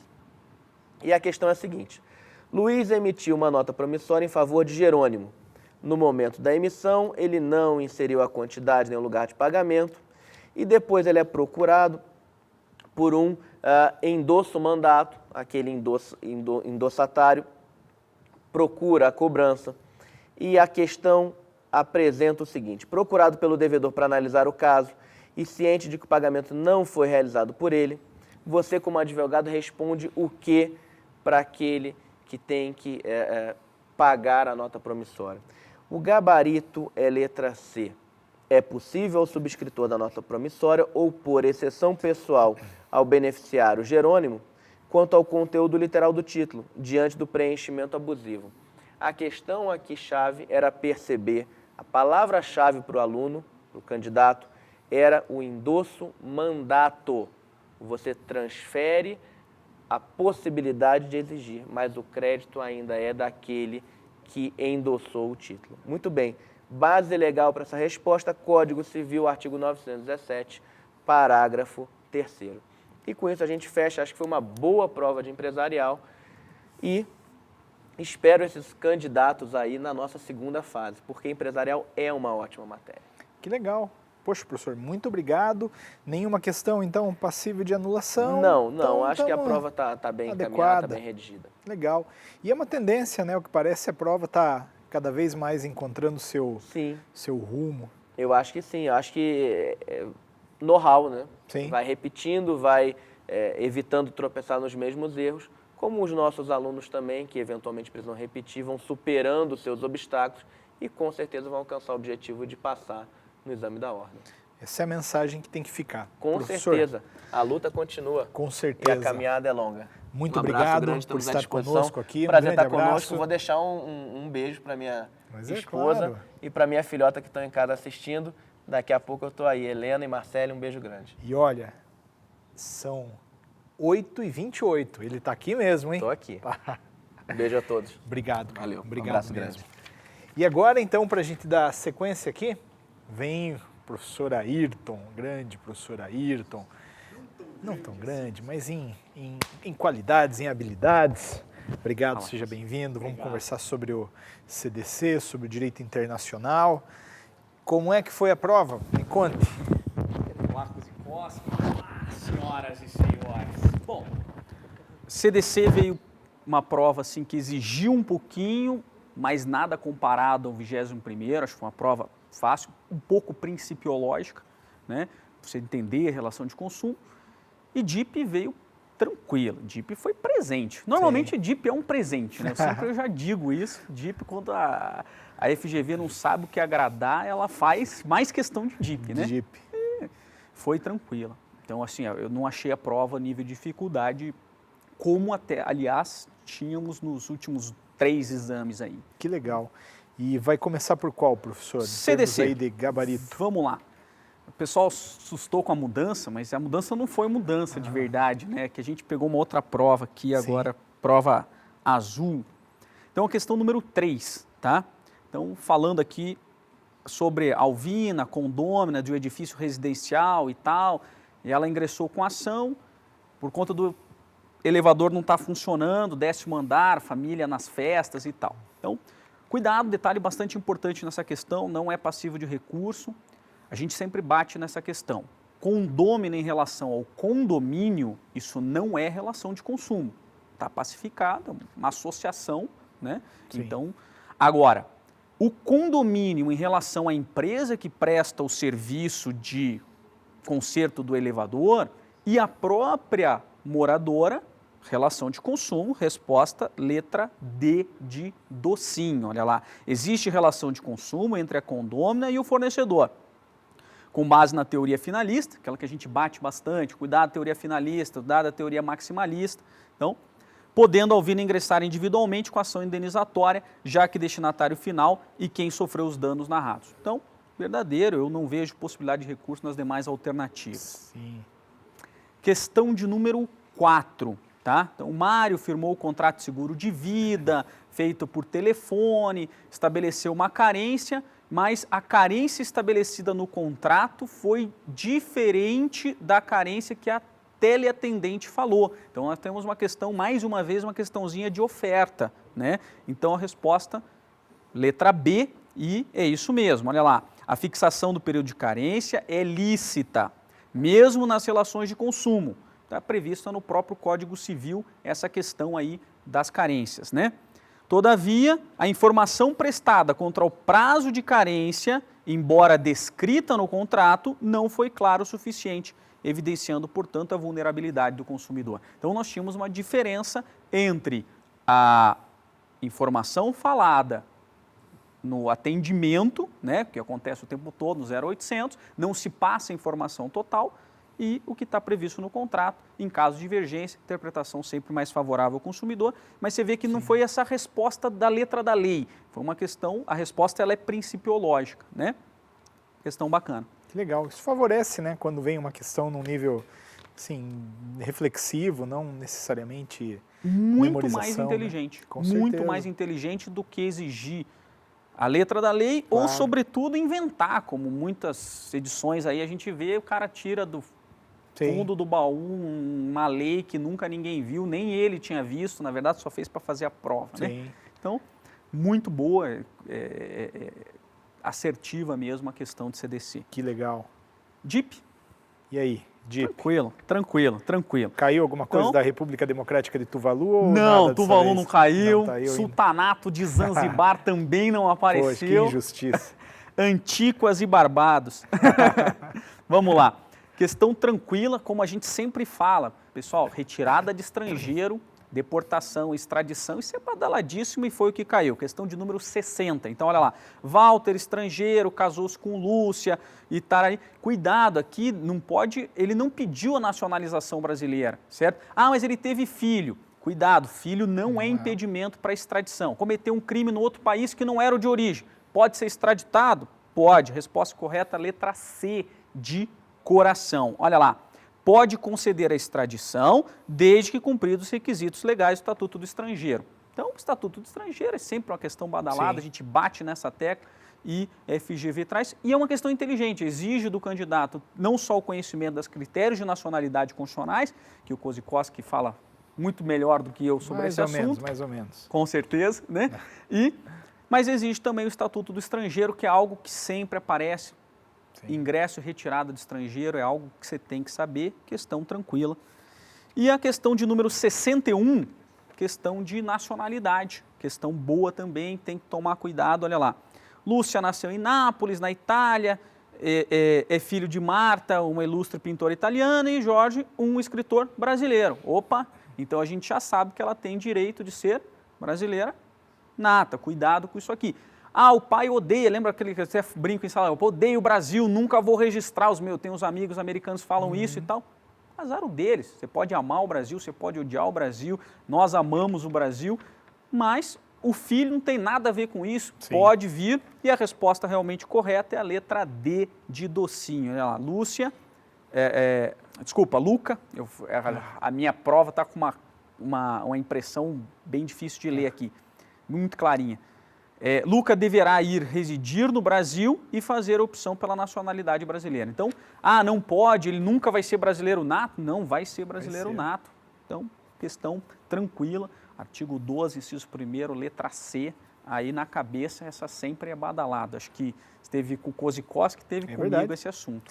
Essa questão foi emblemática, Ayrton. Na verdade, essa prova, essa edição foi emblemática para a gente, porque sempre quando eu dou aula na parte de nacionalidade, eu falo, veja lá a aula do Ayrton também, porque na parte de nacionalidade caem coisas no direito constitucional e alguns aprofundamentos ali, e além dessa questão que você leu de nacionalidade, caiu uma no bloco de direito constitucional da propriedade de empresa jornalística e de radiodifusão, que já tinha caído no bloco de internacional também, se o brasileiro naturalizado há 3 anos poderia. Não pode, a gente vai corrigir depois. Mas o tema nacionalidade, para quem está se preparando para o exame de ordem, é sensacional. Sempre tem que saber, né? A gente fala, né? O artigo 12, o artigo 222. É verdade. Você tem que saber para essa questão, porque Batata, exatamente.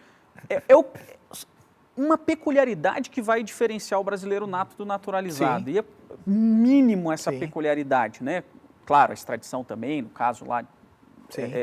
de retirada, cometeu crime antes, mas são detalhezinhos muito pequenos que diferenciam, né? Existem países que fazem uma diferença muito grande do seu nacional nato e do seu naturalizado, né?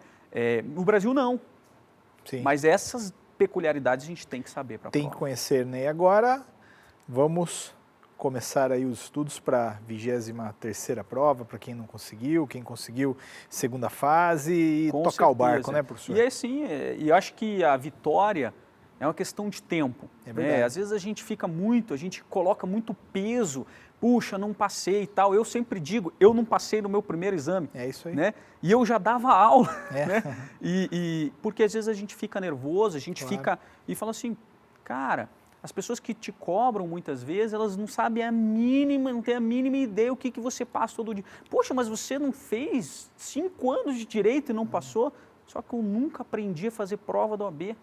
Eu só fui aprender lá numa prova concurso, com o Kozikowski, com o Ayrton, rapidinho. É verdade. A gente não ensina, ninguém verdade. ensina a fazer prova da OAB na faculdade, né? E as pessoas que às vezes cobram a gente nem sabem disso, né? Então a gente acaba indo para a prova com peso, e eu ainda fui um dos primeiros da minha turma, né? Eu fui, acho que teu calouro também. Você foi meu calouro? Eu Capaz. fui teu calouro também. Que ano que você entrou na faculdade? 2000. Mentira. Eu sou da C. É mesmo? Ele Olha lá, mas mais um calouro. Esse vendo? eu não sabia, cara. Que coisa. Mas o Kozikowski já estava há muito tempo na Entrei faculdade. muito cedo na faculdade, foi isso. Então, assim, às vezes a gente coloca um peso muito grande e vai para a prova com esse peso, acaba não dando certo Fica tranquilo, é uma Sim. questão de tempo, você vai passar e não deu agora, pasme, a OAB vai fazer mais um para você. E se não der no próximo, ela vai fazer de novo. É isso Então, aí. fique tranquilo. No fim das contas, a gente não vai lembrar da vida, né, da aprovação ou reprovação do exame de ordem, né? Tem um monte de coisa nesse intervalo Bah, aí. Muito mais coisa. Maravilha, Ayrton Cara, Zica. como sempre, não sei nem como te agradecer. Muito obrigado. Obrigadão. Na próxima, Tuvalu estará lá, com certeza. Obrigado, Ayrton. Obrigado Valeu vocês. mesmo, cara, pela força. E agora vamos de direito civil, né? Vem o professor Cristiano, vamos conversar aí sobre direito civil, por favor. Fechando com chave de ouro. Não, ainda temos outras áreas também. Eu vou conversar Vamos sobre o comentar? constitucional e vou ter que comentar aí também de ética, que o professor Leonardo Torres não pôde vir, junto com o administrativo, mas Maravilha. agora é o direito civil. E aí, me conta, o que você achou da prova, Cris? Eu acho que a prova foi bastante razoável, dentro do histórico da Fundação Getúlio Vargas, foi uma ótima prova. Senti falta nessa edição de algo que nós tivemos na edição anterior, que foi um carinho um pouco maior com a parte geral do direito civil, né?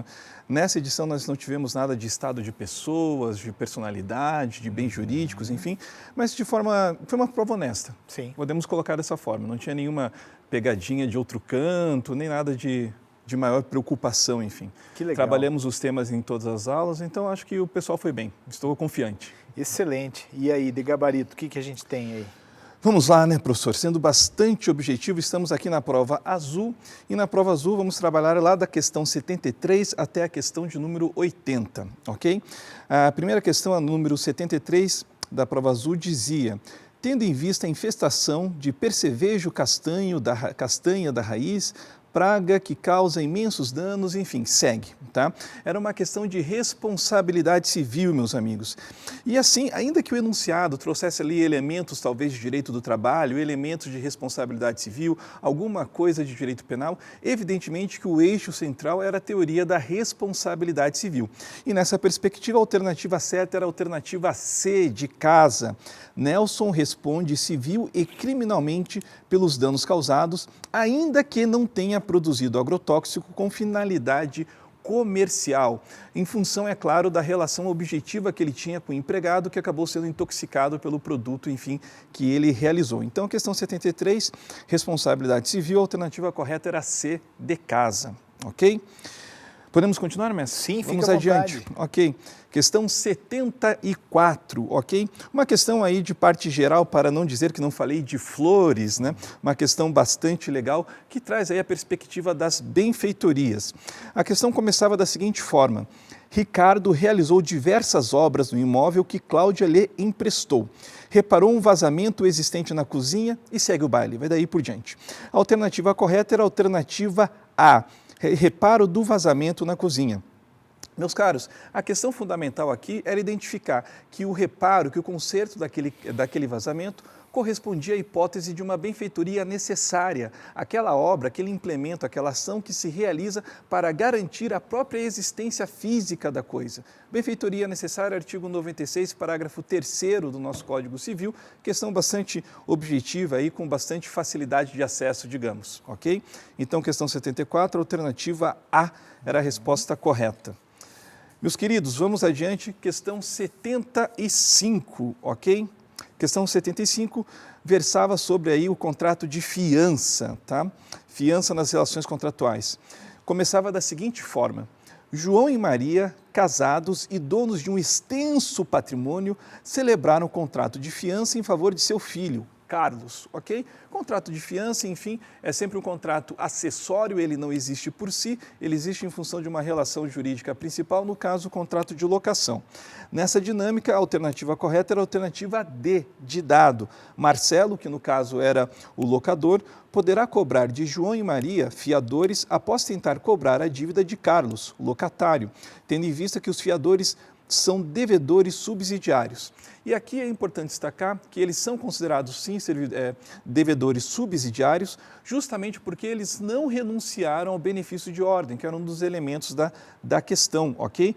A nossa base ali do artigo 827 até o artigo 828 do nosso Código Civil, ok? Uma questão também bastante simples aí de ser acessada, tá? questão 76, tá? Vamos lá, meus caros, questão 76. A questão 76 falava sobre tradição. Essa é uma questão que eu bato no peito, fico orgulhoso, fico feliz, porque eu fico maluco nas nossas aulas falando que vai cair e caiu. Caiu. Maravilha. Foi na mosca, excelente isso, ok? Questão que falava sobre tradição enquanto forma de aquisição do direito de propriedade sobre bens móveis. Começava da seguinte forma: Antônio, vendedor, celebrou o contrato de compra e venda com Joaquim, comprador, no dia 1º de setembro de 2016 e, enfim, segue a questão, ok? A alternativa correta era a alternativa D. Terá direito à devolução de 100% do valor, pois ainda não havia ocorrido a tradição no momento do perecimento do bem. Meus amigos, nós sabemos disso, você sabe, eu não tenho dúvida, deve ter fechado essa questão. Porque, em relação aos bens móveis, o direito de propriedade não se adquire com a celebração do negócio ou com o pagamento do preço, mas sim com a efetiva entrega da coisa, ok? Trabalhamos isso à exaustão, artigo 1267 do nosso Código Civil, questão 76, portanto, a alternativa correta era D de dado, ok? Questão 76. Meus caros, adiante, questão 77. Festas Limitadas, compradora, celebrou após negociações paritárias contrato de compra e venda com Chocolates S.A., vendedora. Era uma questão que versava aí sobre a perspectiva da cláusula penal, ok? No campo aí do direito civil, obrigações. Meus caros, nesta questão 77, a alternativa correta é a alternativa A, que assim dizia: Festas Limitada tem razão, pois houve o inadimplemento absoluto por perda da utilidade da prestação e a multa é uma cláusula penal compensatória. Bom, o que significa isso? No enunciado, você tinha um prazo para que a empresa contratada entregasse o produto para a empresa contratante, não foi entregue, ou seja, não cumprindo aquele prazo, se tornou absolutamente improdutivo ali, inviável o objeto daquela determinada obrigação e, nesse sentido, realmente a cláusula penal tem uma natureza aí compensatória, ok? Então, na questão 77, a alternativa correta é a alternativa A. Adiante, meus caros, a questão 78, ok? André é motorista de transportadora Via Rápida Limitada. Certo dia, enquanto dirigia um ônibus da empresa, se distraiu ao tentar se comunicar com um colega e, enfim, aconteceu uma freada e acabou aí ferindo uma das passageiras, ok? Uma questão de responsabilidade civil, portanto. A questão 78 tem como alternativa correta a alternativa B, de bola. Olívia, que é a passageira, enfim, que se acidentou, né, que se feriu, pode ajuizar a ação em face da transportadora e de André, que era o motorista do ônibus, simultaneamente ou alternativamente, pois ambos são solidariamente responsáveis. Aqui eu reconheço que pode ter alguma polêmica, enfim, em torno da construção, em função de uma solidariedade. Talvez algum colega tenha aí assinalado também como possivelmente a alternativa correta, a alternativa C, mas o caso aqui que a gente não pode esquecer é que o empregador, ele é sim responsável pelos atos dos seus agentes, dos seus prepostos, dos seus empregados, enfim. Então aqui a alternativa correta era a alternativa B na questão 78. Poderia acionar tanto a empresa quanto o motorista de forma simultânea ou alternativamente, ok? Caminhando para a nossa conclusão, meus amigos, temos aí mais duas questões, tá? A questão 79 e a questão 80. Questão 79. Clara e Sérgio são casados pelo regime de comunhão parcial de bens. Durante o casamento, o casal adquiriu onerosamente um apartamento e Sérgio herdou um sítio de seu pai. Sérgio morre deixando, além de Clara, Joaquim, filho do casal. É uma questão clássica, simples aí de direito civil, sucessões. E é claro, como todo raciocínio de sucessão, pressupõe, nesse caso em que há casamento, também o conhecimento das consequências do regime de bens adotado pelo casal, ok? Aqui na perspectiva da comunhão parcial de bens, nós temos como sendo elementos que se comunicam no patrimônio do casal somente aquilo que foi onerosamente construído, adquirido após a celebração do casamento. Aqueles bens que integram o patrimônio do esposo ou da esposa, por força de doação ou ainda por força de sucessão, não comunica como sendo uma integralidade do patrimônio do casal. Esse é o raciocínio-chave. E, nesse sentido, a alternativa B é a alternativa correta na questão 79 da prova azul. Clara é meeira no apartamento e herdeira do sítio, em concorrência com Joaquim, que é o filho do casal. Por que ela é meeira no apartamento? Porque foi adquirido de forma onerosa após o casamento ter sido celebrado, ok? Chegamos, por fim, à questão 80, meus amigos. Jorge vende para Marília um terreno não edificado de sua propriedade, enfatizando a existência de uma, abre aspas, vista eterna para a praia, fecha aspas, ok? Aqui nós temos uma perspectiva de servidão. O que é importante destacar na servidão, assim como em qualquer direito real de fruição, de gozo sobre coisa alheia, ele somente se torna oponível perante terceiros se estiver regularmente constituído por meio de um título público, a escritura pública, claro, levado a registro no cartório de registro de imóveis. E esse raciocínio simples era a chave para a questão 80, tá bem? A questão 80, então, tinha como alternativa correta a alternativa D. Sem que tenha sido formalmente constituída, não é possível reconhecer servidão de vista em favor de Marília. É isso, chefe. Que coisa, cara. E questão de para recurso não deu nenhuma também, né, Cris? Não. Aqui a prova foi bastante honesta, não tivemos aí nenhuma questão com uma dubiedade aí maior entre doutrina, jurisprudência ou a própria legislação. Sendo bem objetivo, professor, até mesmo era uma questão de uma prova basicamente de direito positivo mesmo. Sim, conhecendo a legislação, a pessoa conseguia fechar aqui nossa matéria de civil. E agora o pessoal vai correr aí para a segunda fase de civil, sem dúvida. Como o professor Guilherme falou no primeiro momento, tem um conteúdo extenso, mas ele é logicamente construído. Então, enfim, quem escolheu civil com certeza vai desempenhar muito bem. Eu sempre falo que, assim, às vezes me perguntam, né? Mas o direito civil não é muito extenso, muitas peças. Eu sempre falo que é uma das áreas mais estáveis, né? De todas as segundas fases, porque embora tenha um conteúdo, enfim, relativamente longo, é uma coisa organizada, ordenada, né? Dá para enfrentar. Dá para enfrentar e assim, é uma estrutura que a gente acompanha durante a graduação, pelo menos durante 4 anos consecutivos. Verdade. Então, dificilmente tem alguma coisa que cai no exame de ordem que mudou radicalmente do 2º ano, do 3º ano da graduação para cá. Então, é algo que a gente está habituado realmente, faz parte da nossa cultura jurídica. Você que eu sei que é um fã, é como o direito civil, é como Star Wars, né? Episódio 1, 2, 3, 4, 5, sem dúvida, 6, sem 7, dúvida. 8. Professor, e o importante muito é que obrigado. O lado bom da força sempre vence. Com certeza, sempre prevalece. Meu querido, obrigado. Obrigado mesmo por ter vindo aqui conosco. Eu que essa agradeço. noite, ajudar aí o pessoal. Até Estamos logo, à disposição. Cris. Valeu, Boa obrigado. noite. É isso aí, pessoal. Então, uma maratona aí de comentários, né? Para que a gente possa, enfim, ter um mapa geral da prova. E eu tenho certeza que você que fez aí o curso, a prova, exame de ordem, certamente na hora da prova se deparou com os conteúdos dados. Aqui eu sempre digo, as aulas são gravadas por assuntos, você tem material complementar em PDF, você tem questões para treinar, você tem a possibilidade de fazer a segunda fase aqui conosco em todas as áreas no mesmo esquema. E agora eu vou comentar aí alguma coisa de direito constitucional, humanos e também vou dar uma palhinha em ética e administrativo, porque o professor Guilherme, aliás, Leonardo, tem tanto Guilherme aqui no curso, o Leonardo Torres não pôde vir. No direito constitucional, vejam só, a gente estava lá, a gente está fazendo a correção do caderno azul, né? Começa na questão de número 50, uma que falava sobre o presidente da República descumpriu ordem judicial emanada de autoridade competente.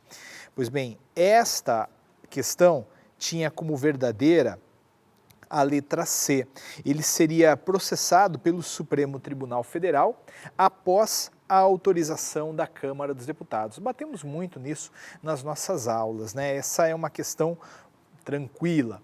Depois a questão de número 51, a teoria dimensional dos direitos fundamentais examina os diferentes regimes jurídicos de proteção desses direitos ao longo do constitucionalismo democrático e por aí vai. Veja só, essa questão queria saber sobre as gerações de direitos fundamentais e embora não tenha dado isso para você ali no direito constitucional, dei nos direitos humanos. Até porque isso daqui já tinha caído lá nos direitos humanos. Vejam só, a alternativa verdadeira era aquela que falava, sob a égide da estatalidade mínima do Estado liberal, os direitos negativos de defesa, dotados de natureza absenteísta, são corretamente classificados como direitos de primeira dimensão. De fato, essa era a alternativa verdadeira, tá bom? Embora eu me comprometa contigo a dar uma olhada melhor naquela alternativa letra C ali, uma que falava sobre o conceito de direitos coletivos de terceira dimensão. Deixa eu dar uma olhada, porque eu tenho a impressão que é possível extrair aí de alguma doutrina ou coisa parecida um fundamento para recurso, tá? Não estou vinculando ainda, mas vai acompanhando, aí vai sempre acompanhando, tá certo? Veja só, a questão 52, né? A questão que falava Enzo, brasileiro naturalizado há 3 anos, apaixonado por ópera, ao saber que a Sociedade Empresária de Radiodifusão, Rádio WXZ, e aí vinha a questão dizendo se ele, que era brasileiro naturalizado há 3 anos, poderia comprar aquela rádio. Não. A alternativa verdadeira era aquela que falava, não será possível a concretização do negócio nos termos acima apresentados, pois a Constituição veda que brasileiros naturalizados há menos de 10 anos possam estabelecer o conteúdo da programação da rádio, tá bom? Então, essa questão, inclusive, já tinha caído lá no direito internacional, como já falamos aí junto com o professor Ayrton. Depois nós temos a questão de número 53. Carlos, contando com 59 anos de idade, resolve se inscrever em concurso público para o cargo de agente de polícia. Só que aí, esse concurso ele era regido por um edital que copiava a lei na parte de limitação etária para participação. E a lei que amparava esse edital falava que só poderiam participar desse concurso aqueles que tinham entre 18 e 32 anos. Não era o caso do Carlos, então. A alternativa verdadeira, então, era não houve violação ao princípio da igualdade, pois o sistema jurídico constitucional brasileiro permite, sim, que a lei estabeleça limite de idade, né? E aí veio o edital e simplesmente copiou essa lei. Questão 54. Olha, essa questão é interessante, né? Uma questão de lei delegada. Lei delegada é uma coisa tipo cabeça de bacalhau, a gente sabe que existe, mas ninguém vê, porque o presidente não faz uso dela, né? E como eu sempre digo, no direito constitucional, a cada questão o examinador examina. Aliás, aquela prova, uma questão, o examinador inova. E aqui ele inovou, cobrando lei delegada. O presidente da República objetivando adotar medidas urgentes para melhorar o desempenho da máquina burocrática, blá, blá, blá, blá, blá. Aí a alternativa verdadeira era aquela que falava, a exigência é constitucional. Qual exigência? O Congresso deu a autorização, né, e pediu que após a legislação voltasse para ele, Congresso, analisar. A exigência é constitucional, posto que a Constituição Federal prevê a possibilidade de controle prévio sobre o conteúdo normativo da delegação, quando a resolução assim o previr. Então, tranquilo, foi o item aí, né? Questão 55, uma questão de mutação constitucional. Parlamentar brasileiro em viagem oficial visita o Tribunal Constitucional Federal da Alemanha e lá tomou conhecimento da existência de um fenômeno chamado mutação constitucional, uma circunstância na qual alteramos a norma sem alterar o texto. Isso existe no Brasil? Sim. A alternativa verdadeira era aquela que falava sim. O Supremo Tribunal Federal, reconhecendo o fenômeno da mutação constitucional, pode atribuir ao texto inalterado uma nova interpretação que expressa sim uma nova norma. É verdade, às vezes a gente muda a interpretação sem mudar ali o texto, né? Depois nós tínhamos a questão 56, uma que inclusive estava faltando, né, uma de mandado de injunção. Inclusive nas aulas falei, olha, toma cuidado com o mandado de injunção, foi regulamentado pela Lei 13.300 de 2016. De fato, o enunciado começava assim, a Lei 13.300 que disciplinou o processo de julgamento dos mandados de injunção. Aí, qual era a alternativa verdadeira? Aquela que falava, foi consolidada a teoria concretista em prol da efetividade das normas constitucionais, estabelecendo as condições para o ativismo judicial. E aí vai seguindo a alternativa, né? De fato, no mandado de injunção, o Supremo Tribunal Federal vem e diz para você de que forma você vai exercer o direito que lhe foi sonegado pela falta da norma regulamentadora. E aí entraram as questões de direitos humanos, a partir da questão de número 57, 3. Uma primeira que eu tenho aqui para falar para você é aquela que falava: o país foi tomado por uma onda de manifestações sociais que produzem grave e iminente instabilidade institucional, de modo que o presidente da República, junto com o Congresso, decretou lá o estado de defesa no Brasil. E aí veio uma pessoa que foi desaparecida nesse contexto e perguntava objetivamente a questão sobre a hipótese apresentada com base na Convenção Interamericana sobre o Desaparecimento Forçado de Pessoas, assinale a alternativa correta. A verdadeira era: o Brasil, como Estado parte da Convenção, comprometeu-se a não praticar, nem permitir, nem tolerar o desaparecimento forçado de pessoas, nem mesmo durante estados de emergência, exceção ou de suspensão de garantias. Não tem como, né? O Brasil não pode ser conivente com o desaparecimento de ninguém. E aí, uma questão de número 58, caderno azul: você está advogando em caso que tramita na Corte Interamericana de Direitos Humanos. O Brasil é parte passiva do processo e foi condenado, só que aí não fez tudo o que lhe cabia, né? Dentro da condenação que lhe foi imposta, o Brasil apenas fez o pagamento, mas não engatou aquelas medidas que deveria engatar para realizar os direitos humanos. Qual era a alternativa correta? Era a que falava: pode-se solicitar à Corte que no seu relatório anual para a Assembleia Geral da OEA indique o caso em que o Brasil foi condenado, como aquele em que o Estado não deu cumprimento total à sentença da Corte. Sim, é uma coisa assim também, nossa, meio sem graça, né? Porque o Brasil não cumpre, o que faz a Corte? Providencia ali um encaminhamento daquilo para a Assembleia Geral, que vai fazer um relatório para todos os países do sistema interamericano, dizendo que não cumpriu o Brasil com a parte que lhe competia.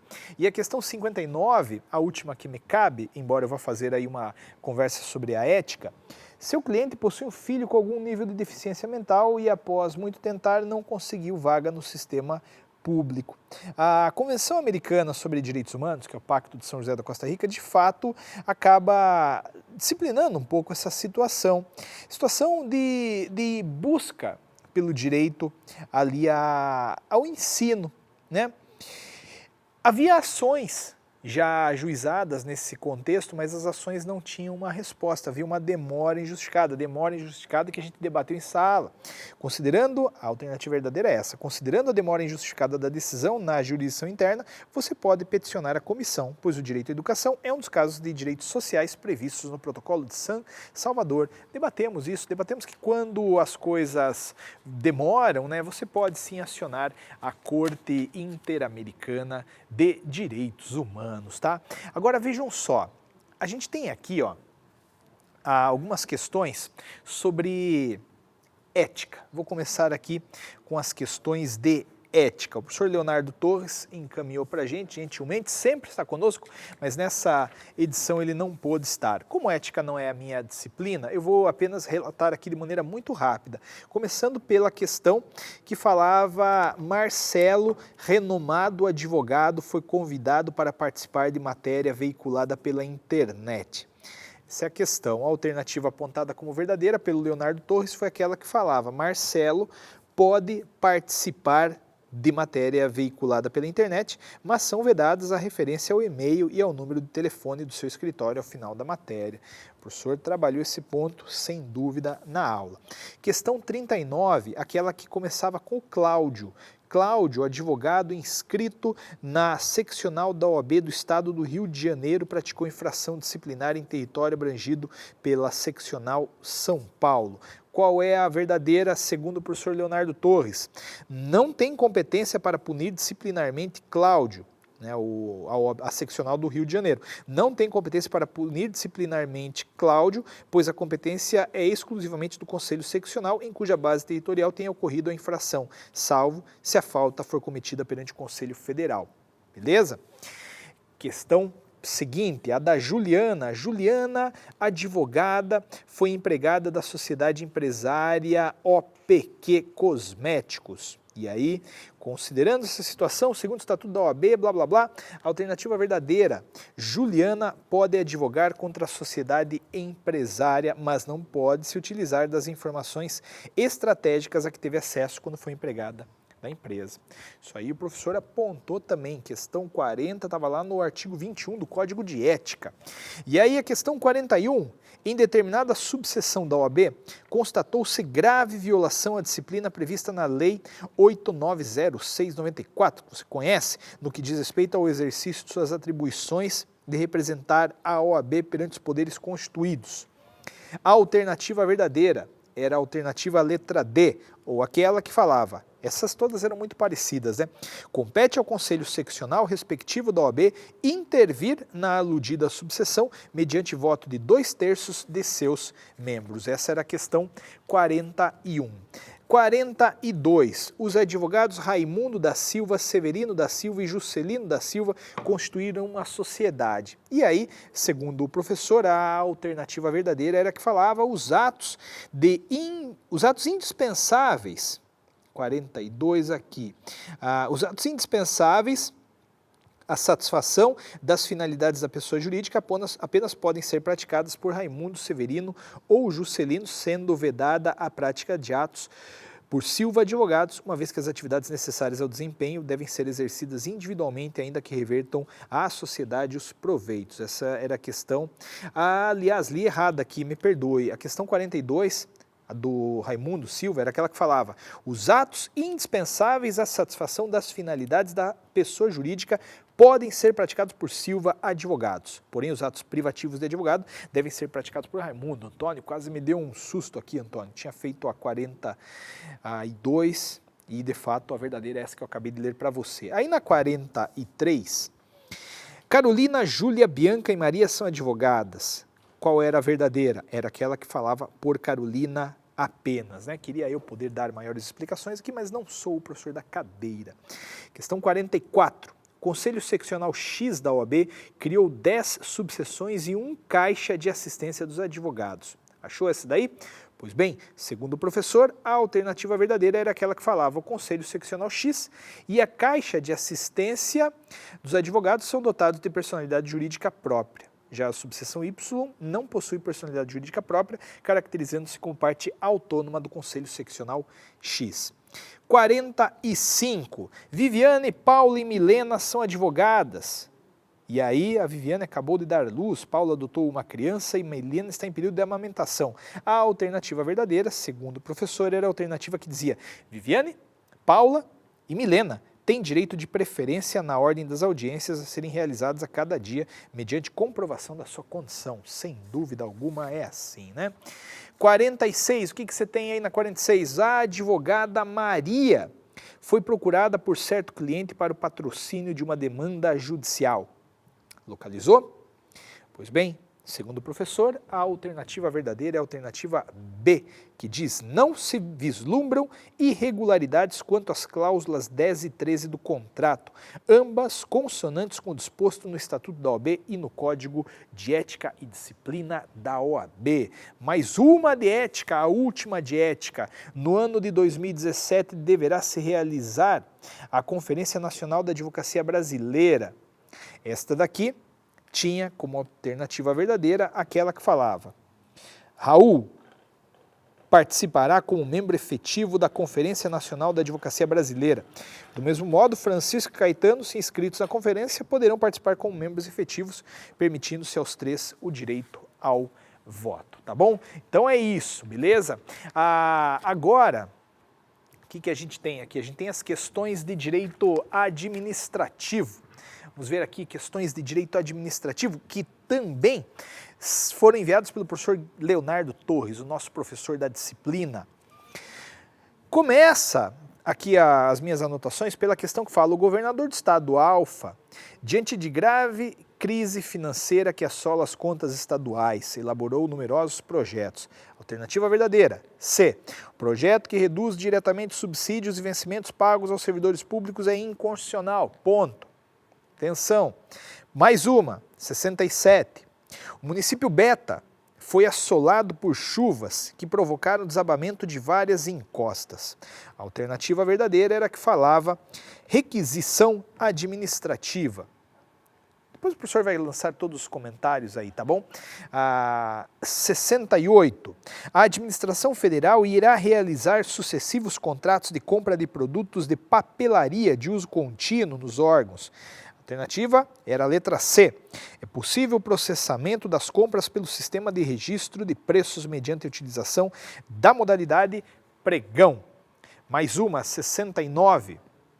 A Associação Delta se dedica à promoção do voluntariado e foi qualificada como organização da sociedade civil sem fins lucrativos.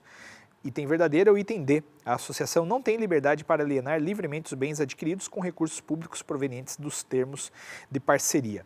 70, faltam 3, o município Beta procedeu... Quanto município Beta, né? Mais uma de município Beta. O município Beta procedeu ao recadastramento de seus servidores efetivos e constatou que 6 bacharéis segue. A alternativa verdadeira era a alternativa A.